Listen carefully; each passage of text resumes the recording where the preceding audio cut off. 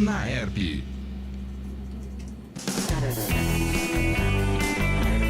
Pep Talk, a show that put the pep in your step.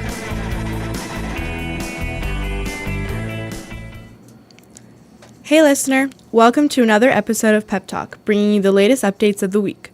I'm your host, Helena Fisher. I was born and raised in New York, which is why this podcast is entirely in English. It's the language I learned to think, speak, and question in. Olá, ouvintes! Aqui é Ana Clara Parpinelli, sou nascida e criada em Ribeirão Preto e sou uma das produtoras do Pep Talk. E eu estarei acompanhando a Helena na transmissão. Hoje, o programa está um pouco diferente.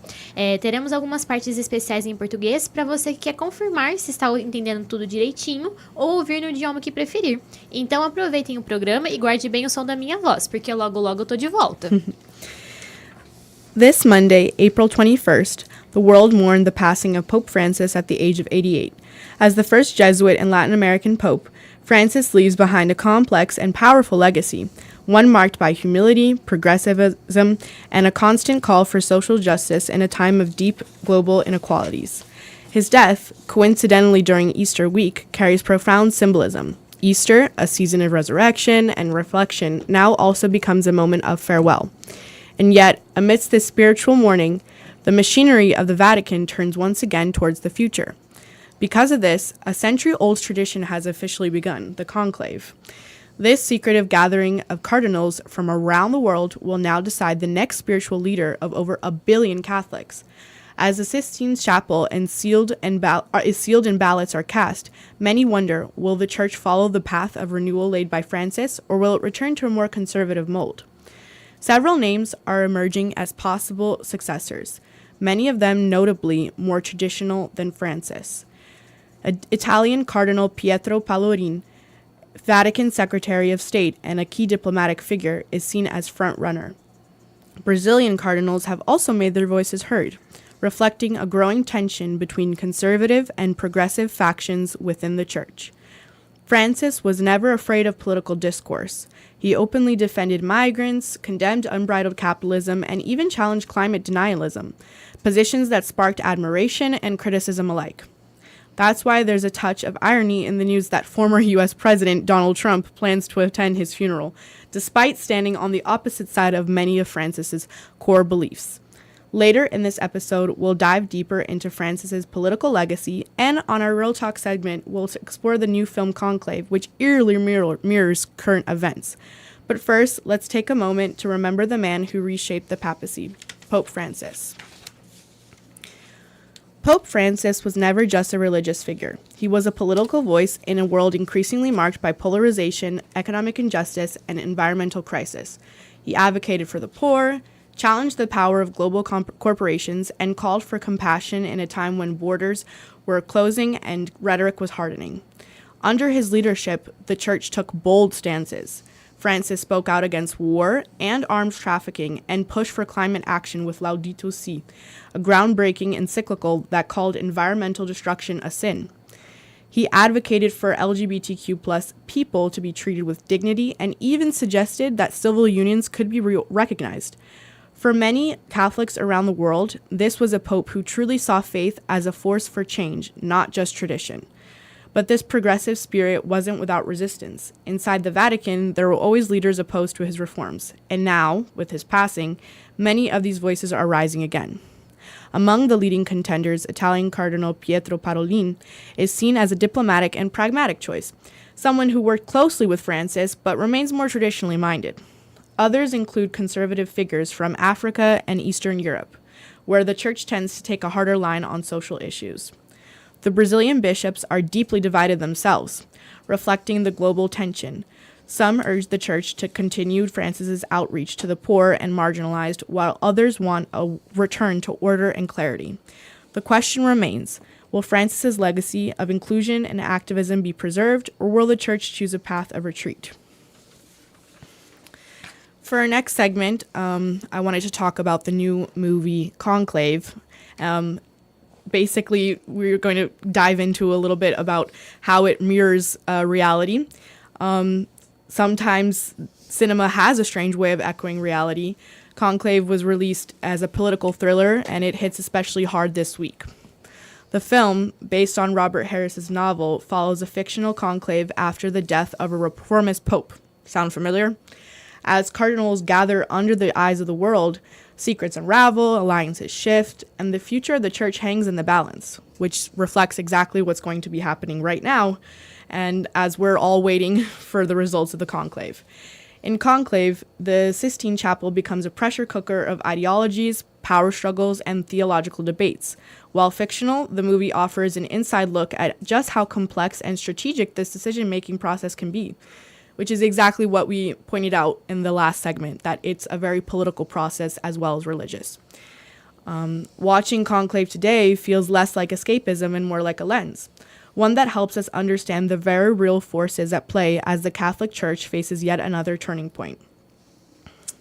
For our next segment, we'll be covering some interesting facts in both Portuguese and English about the Pope. So for those of you who are listening and want to have a little bit of variety between the languages, you'll get some curiosities both in English and Portuguese about the conclave as well and the funeral procedures after a pope dies. So, did you know that the real name of Pope Francis is Jorge Mario Bergoglio? I'm not sure if I pronounced that correctly. Upon being elected pontiff, the Argentine chose his name Francis in honor of Saint Francis of Assisi, the saint known for his simplicity and dedication to the poor. But how is a pope's name chosen? The decision is entirely up to the newly elected pope, made immediately after the election. This tradition dates back to the time of Jesus Christ, who changed the name of the apostle Simon to Peter. Usually, the chosen name pays tribute to previous popes or saints, reflecting the new pope's identification with their teachings or legacy. Oi, pessoal, tô de volta. Agora vamos ouvir essa curiosidade em português? Você sabia? O verdadeiro nome do Papa Francisco é Jorge Mário Bergoglio. Ao ser eleito pontífice, palavra difícil, né? Sim. Ao ser eleito pontífice, o argentino escolheu adotar o nome Francisco em homenagem ao São Francisco de Assis, o santo conhecido por sua simplicidade e dedicação aos pobres. Mas como esse nome é escolhido? A decisão cabe inteiramente ao novo Papa, logo após a sua eleição. Essa tradição remonta aos tempos de Jesus Cristo, que mudou o nome do apóstolo Simão para Pedro. Geralmente, o nome escolhido é uma forma de homenagear santos ou papas anteriores, refletindo a identificação em seus ensinamentos ou legados. But that's not all. Did you know that when a pope dies, the church enters a 9-day mourning period? The funeral is held between the 4th and 6th day and is organized by the Carmelengo, the cardinal treasurer of the Holy See. Currently, this role is held by Irish Cardinal Kevin Farrell. One of the most symbolic rituals is the destruction of the fisherman's ring, made of gold and engraved with an image of St. Peter casting his nets, along with the pope's name. This ring, along with a pendant called bulla, was traditionally used to seal official documents. Both are broken with a hammer to prevent forgeries and to symbolize the end of the Pope's authority. This marks the beginning of the sede vacante, or vacant seat, when leadership of the church temporarily passes to the College of Cardinals. E tem mais, você sabia que quando um papa morre, a igreja entra em um período de luto de 9 dias? O funeral acontece entre o 4º e o 6º dia após o falecimento, sob responsabilidade do Camerlengo, o cardeal tesoureiro da Santa Fé. Atualmente, esse papel é exercido pelo irlandês Kevin Farrell. Um dos rituais mais simbólicos é o da quebra do anel do pescador, feito em ouro com a imagem de São Pedro lançando suas redes e o nome do Papa escrito ao redor. Esse anel, assim como um pendente chamado bula, eram usados para selar documentos oficiais. Ambos são destruídos com um martelo para impedir falsificações e simbolizar o fim da autoridade do Papa. Esse é o momento chamado sede vaticante, ou trono vazio, quando o comando da igreja passa para o colégio dos cardeais. Moreover, did you know that the Vatican follows a strict protocol when a pope passes away, and that the central figure in this process is the Carmelengo, responsible for managing the church during the vacancy? According to the 1996 Apostolic Constitution written by Pope John Paul II, the Pope's death must be officially confirmed in the presence of witnesses, the master of papal liturgical celebrations, senior clergy, and members of the Apostolic Chamber. The secretary then writes the official death certificate. In the past, when the Pope's death was verified by tapping his forehead with a small silver hammer, a tradition discontinued after 1963. Today, the Carmelengo calls the Pope's baptismal name 3 times. If there is no response, he gently taps his forehead with a symbolic hammer and declares, Vere pape mortus est. The Pope is truly dead. Você sabia que o Vaticano segue um protocolo rigoroso quando o Papa falece? E a figura central nesse processo é o Carmelengo, responsável por administrar a igreja durante o período da vacância.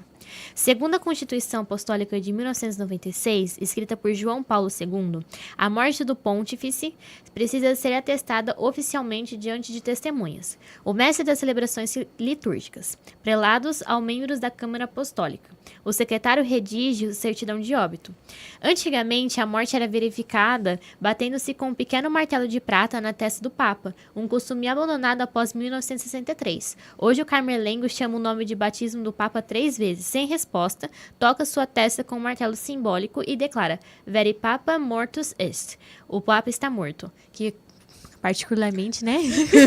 Que coisa mais estranha. É bem específico. Eu imagino como será que eles batiam o martelo na cabeça do Papa. Então, eu penso assim, será que, eu fico com medo e tá delicado, força, assim, né? Então, é isso que eu tô pensando. Agora, pra encerrar esse segmento de curiosidades, né? To wrap up our segment of curiosities, among the many changes introduced by Pope Francis, one of the most striking is how he wishes to be buried. Unlike the traditional 3 coffins, one made of cypress, one of lead, and one of oak, Francis has chosen a single wooden coffin lined with zinc. The use of 3 coffins was meant to create a hermetic seal around the Pope's body and carried symbolic and religious meanings. By simplifying this tradition, Pope Francis reinforces his commitment to humility and simplicity, values that have defined his entire papacy right through to his final farewell. E para encerrar o nosso segmento de curiosidades, entre as mudanças promovidas por Francisco, uma das mais marcantes está no modo como deseja ser sepultado. Diferente da tradição de 3 caixões, um de cipreste, um de chumbo e outro de carvalho, Francisco optou por um único caixão de madeira, revestido com zinco. O uso dos 3 caixões, além de garantir uma vedação simbólica e prática, representava também diferentes significados religiosos e materiais. Ao abrir mão dessa prática, o Papa Francisco reafirma seu compromisso com a simplicidade, que tem marcado todo o seu pontificado, até mesmo no adeus final. Now, we want to take a quick break so we can dive right into the PEP dictionary, where I'll highlight some vocabulary words to help you boost your vocabulary while staying informed. So, today's picks are political voice, voz política, pessoa que se posiciona publicamente sobre temas sociais, econômicos ou culturais, influenciando debates além do campo religioso. Próxima palavra, rhetoric, retórica. Discurso usado para convencer ou influenciar. Muitas vezes é associado à política e pode revelar intenções ocultas ou reforçar polarizações. A próxima palavra é bold stances, posições ousadas. Atitudes firmes e corajosas, principalmente quando vão contra ideias estabelecidas ou conservadoras. Outreach, ação de aproximação ou trabalho de alcance. Então, são iniciativas que buscam incluir e apoiar grupos marginalizados ou excluídos, promovendo inclusão social. Repete essa palavra pra mim, só pra eu entender como fala. Qual? Outreach? Essa daí, porque eu não consigo nem pronunciar. Outreach. A próxima palavra é activism, ativismo. Prática de lutar por mudanças sociais, políticas ou ambientais por meio de ações diretas ou posicionamentos públicos. A última palavra é path of retreat, caminho de retrocesso. Abandonar avanços progressistas e retornar a posturas mais conservadoras e restritivas. For our next segment, we're going to talk a little bit about what the death of the Pope during the Easter season means for Catholicism. Easter is, for Christians, the time of resurrection, the most symbolic moment in the liturgical calendar. The death of a religious leader during this period can, and often is, seen as deeply meaningful. Francis also carried important personal symbolism. He was a Jesuit, a defender of ecology, and a critic of the Church's internal power structures. For many, his figure represented an effort toward reform, not only institutionally, but in language, posture, and openness to the modern world. And I actually found that really interesting because in conclave, I remember one of the religious leaders is Italian, and he wanted everyone to speak in Latin. And he was against basically making Catholicism more democratic and speaking in other languages. So that's interesting that Pope Francis was exactly against that, about making it more democratic and making it more accessible. The death of Pope Francis at the height of the celebration of Christian life marks the end of a cycle that is not only biological but institutional. The Church now enters a period of mourning and simultaneously of transition. A new conclave will be convened, and with it, the debate over which direction the Vatican will take. Francis was, until the end, a pope who challenged structures. His death during the Easter season, beyond matters of faith, may serve as yet another sign that his legacy will remain inseparable from a time of great transformation. That wraps up our show for today. I'd like to thank our production team, Ana Clara Parpinelli and Maria Amália Marques. I'd also like to thank Rádio Unaerp, under the coordination of Gil Santiago, audio direction by Andrei Violante, and the collaboration of Hugo Nunes.